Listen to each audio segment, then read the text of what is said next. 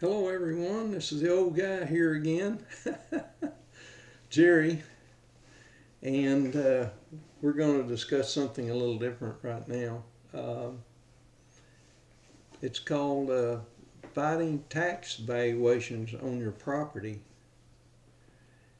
Each year, your tax assessor for the county, parish, or township your property is located in will send out notices of property reevaluations for tax purposes. We will use county in this discussion. This will only concern the properties whose values will be going up or down. If the valuation will be staying the same, notification to the owner is not required. When you receive the reevaluations, usually between April and June of the current year, they will be effective for the next year, not the current year. This will translate to new taxes or expenses for you to pay on the property starting the next year and years to follow. This is not trivial. With a notice, they will give you 30 days approximately to protest the reevaluation. This will be done on a form they will send you in the mail. If it is a valuation increase, go ahead and fill in the protest form as if you plan to protest the increase. You can always decline to protest later when the date comes around. You usually have only 20 or 30 days to file a protest by the time you receive the letter, so don't procrastinate. Sometime later, you will be given the opportunity to plead your case to the appraisal board for the county. The county appraisal office will notify you by mail when your scheduled hearing is to take place and the contact person's name.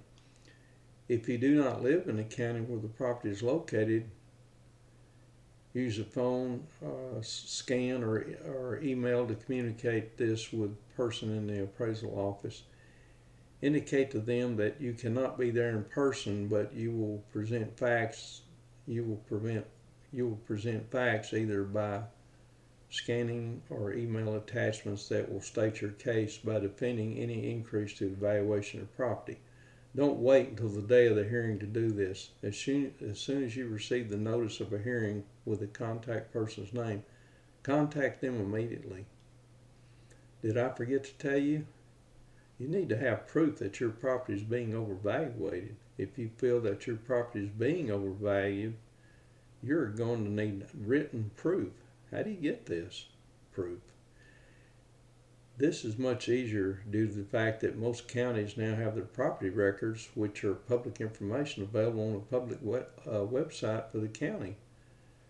Go to that website and look up the properties that are similar to yours in construction, condition, square footage, and so on in the same neighborhood. You can do all this on a computer now. You used to have to go down to the county and search through records and stuff. You don't have to do that anymore.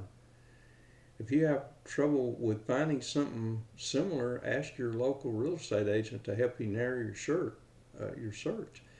It's possible that you will have to get an appraisal of the property. Since most residential appraisals can be somewhat costly, you may want to rethink that one. You could hire a real estate agent to give you a basis of estimate, BOE, of a property. They will do a market analysis for a property and then give you the price. I did this one time for a property I was interested in. I don't remember the details, but I did do this. Now, this is just an estimate. It's not like an appraisal that a bank or savings loan would use. It just gives you an educated guess as to the property's value. Is it possible the appraisal will come out to show more value than the county appraisal office was indicated? If so, you gamble the value will be lower and lost. You may want to do some simple math and see if your protest of the value is worth the cost of obtaining the proof. For example, if the new tax increase is going to cost you $100 a year, you may not want to spend $400 or $500 on appraisal that could go the wrong way for you. Don't spend a lot of time and money just to make a point. There's always next year when the stakes may be higher on another property the county appraisal office may have overvalued. First of all, be sure the comparison compares the same neighborhoods. Don't assume for 1 minute the appraisal board members are so stupid they wouldn't know values vary around the city's neighborhoods. These people may be former or current real estate agents, mortgage brokers, real estate loan officers, real estate bankers, real estate appraisers. Don't waste their time with frivolous claims. They've been through all this before. What will the appraisal board be looking for in the form of proof at the hearing? Basically, if you can prove that identical property yours is on the county tax rolls for less tax valuation, then you got them. Problem is that is seldom is a property identical to another. Close will do as long as you compare your property's weaknesses with that which would tend to drive the value down, as opposed to building up the value of the subject property used for comparison. You must be prepared with a list of items that the comparison property has that yours doesn't. For example, the comparison property has a garage. Your property doesn't. The subject property has central heat and air. Your property has a floor furnace and window air conditioning. Subject property has vinyl siding. Your property has wood siding that is peeling paint.